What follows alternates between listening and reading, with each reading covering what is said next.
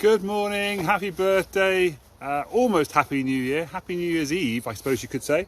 Absolutely. It is this time tomorrow, it will be 2021. Isn't that amazing?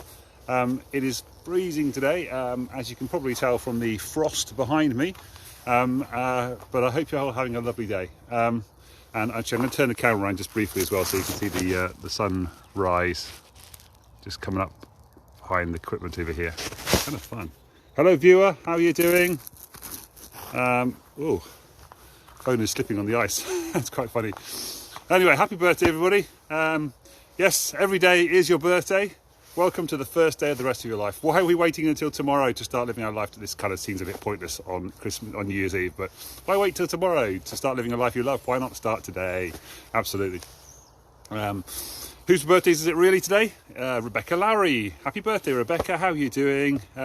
Gareth Thomas, locksmith. Rebecca in London. Charlotte does dance. Morning for Dale. How are you doing? A little bit chilly out and we'll run today. Happy birthday to Sophie Kavanagh as well. And Tim Harmer, who I went to school with. Works at Cisco apparently. It's funny really to think about the people you went to school with doing like proper jobs.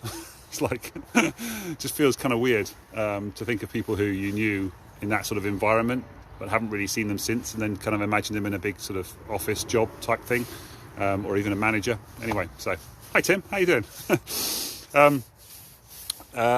Cool. Right, so creating space. Blinkist book of the day today is really good. Can't point to it, it's too cold in my ears here. Blinkist book of the day, it's linked in the description. It's called Creating Space. And today's En-spresso video of the day from Evan Carmicheal is also about creating space, but more of a working space kind of thing. And I haven't got the link for that, so I'll put it in the description a little bit later on when I get home. And then, of course, the section from the Loveability book that I'm reading at the moment was also about, well, to be fair, I'm still going over that little 5-step thing about what love is on that thing. We've just moved into a slightly different section now, but it's, yes, it was talking about love is not... Can I remember them? Can I remember them? Love is not an act, so you don't need the mask. Love is not a bargain, so you don't need to say, if I do this, then you will do this. Love is not idolatry, so we don't put them up on a pedestal. Love is not special, so you're not like, you're the only person I love in the whole world. I can love lots of people. And then love is not selfish, so it's not what I can get out of love. It's it's what we can get out of the love, of the relationship, or actually more to the point, it's not, I don't want what I can get for you. I want what, no, I don't, it's not what I want for you. It's what you want for you. That's the most important thing in any relationship. So anyway, good morning, Carl. How you doing? So yeah, creating space. So the book is all about kind of creating space in your own mind. So decluttering your world. Good morning, Sally. And that's kind of cool. Worth listening to that, about taking time to reflect, taking time to think about your emotions and how are they reacting. So we've talked about that in a few past sessions where we talk about managing your emotions and controlling your emotions through breathing exercises and stuff like that. And then the Brendon Buchard part of the En-spresso thing was about chunking your day down. Now this is something I'm terrible at, and something I definitely need to get better at in the new year. Hello Tom, another person from school. Tom, it's Tim's birthday today. Hello Tom. Another one, Tom, working, I don't know, prison service, you want me to say that? I'm not sure. Used to work in retail though. Another one of those kind of people. It's I find it hard to imagine working in a real job. So yeah, compartmentalizing your day. So something I'm absolutely terrible at, and something I definitely need to get better at in 2021 if I'm going to succeed and push through and make a success of this business of mine to help people managing their emotions, getting freedom from depression and anxiety, and living a life they love, which is the whole purpose of what I want to do. Why I started these back in May was to say to people, you do not have to suffer from depression and anxiety. It is completely possible to rewire your brain so that you don't suffer from these things. I've done it.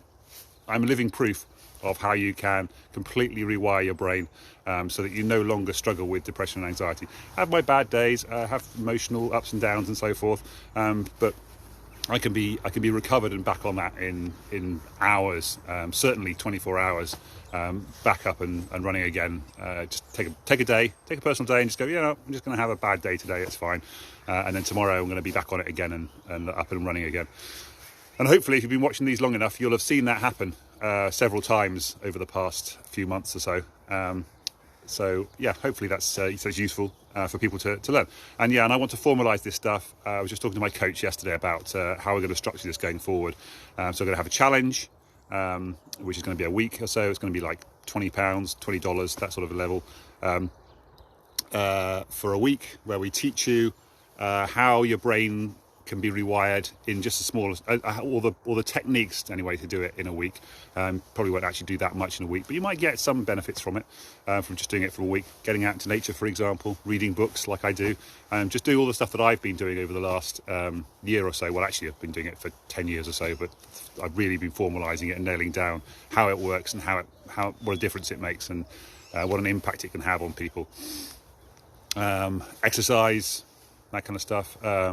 Meditation. I don't want to get too much into meditation, but it's basically just understanding the voices inside your head, or the conversations you're having with yourself inside your head, or the feelings you're having inside your head. They're all the same thing, really. It's just how you represent them when you talk to other people about what's going on. The churning kind of stuff, the worries, the fears, all that kind of stuff that happens inside your head. How to understand that, recognise it, control it, and take back control of your life, basically. And then turn it into a superstar kind of future, so a superhero future, I guess, where you take control completely and you just go, right, now I can just accelerate my life and live a life that I love completely. That's the ultimate goal, of course, but initially I'm helping people getting from depression and anxiety into just living a life that is acceptable and possible and helpful and useful. They're enjoying every day and not hating every day.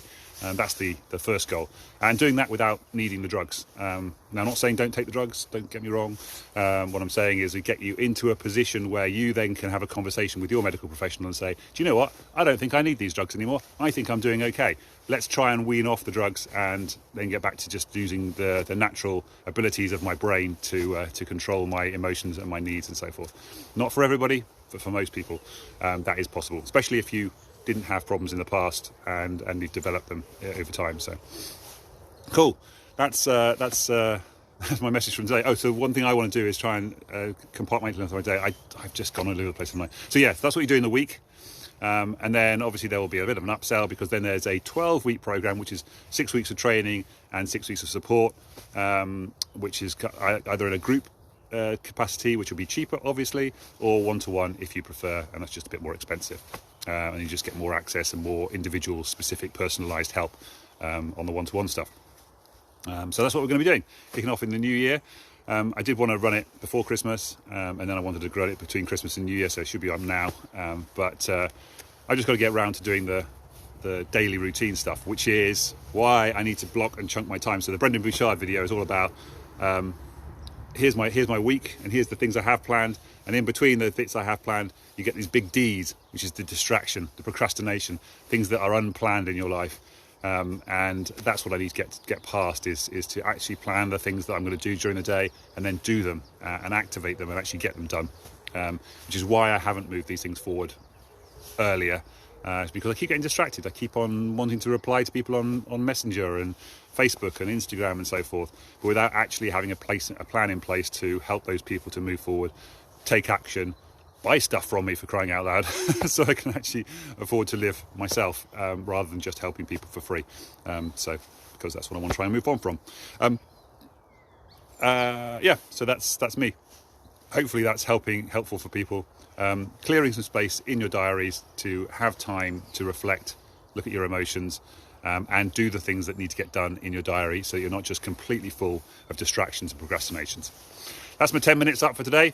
Thank you to the viewer who's still there. I'm going to run home now, say goodbye to my brother, who is leaving us today. But anyway, take care. Have a lovely, whatever day it is today, New Year's Eve tonight. And I will see you in 2021 tomorrow. Yay! I'm not sure what time I'll be up tomorrow, but see you tomorrow. Bye-bye, guys. Bye for now.